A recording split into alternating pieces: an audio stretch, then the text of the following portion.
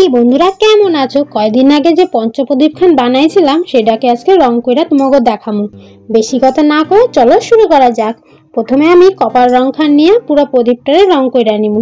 জানো বন্ধুরা, যখন আমি এটা রং করতে বইছিলাম তখন বিকেল পেরিয়ে প্রায় সন্ধে হইতে যাইতেছিল।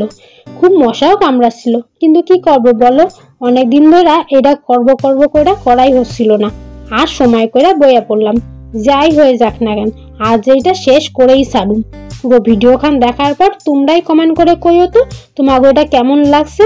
দেখো, দেখতে দেখতে আমার মাঝখানে বাড়িটা রং করা হয়ে গেছে। এরপর এক এক কইরা 5খানা প্রদীপও রং কইরা নিমু।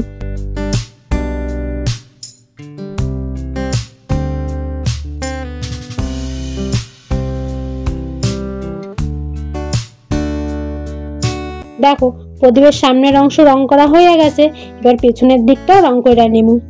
হয়ে গেল তুলি মাইরা। এবার সেই সোনালি রং খান দিয়া বর্ডার কইরা নিমু।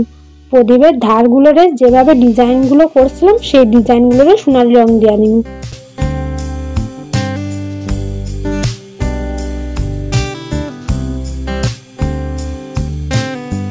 পঞ্চপ্রদীপ বানানোর লিঙ্ক আমি ডেসক্রিপশন বক্সে দিয়ে দিছি, গিয়া ক্লিক করে দেখে নাও। আর ভাই ভিডিও কান ভালো লাগা থাকলে অবশ্যই লাইক শেয়ার কমেন্ট করে দিও। আর চ্যানেলে নতুন হয়ে থাকলে নিচে সাবস্ক্রাইব লেখা লাল বাটন খান প্রেস করে পাশে থাকা বেল আইকন খান অবশ্যই ক্লিক করে দিও, যাতে সব ভিডিও নোটিফিকেশন তোমার কাছে আগে পৌঁছে যায়। এবার এক এক করে সব প্রদীপের ধারগুলোকেও বর্ডার করে নিব।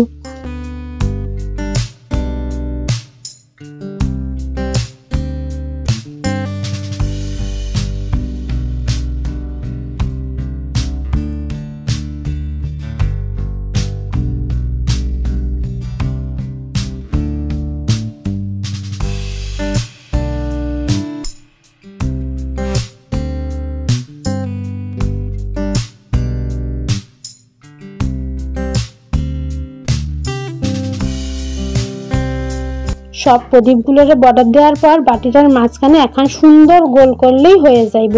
আস্তা বেয়ে দিয়ে থাক, বাকি কথা আবার পরের ভিডিওতে। এবার বলো কেমন লাগছে।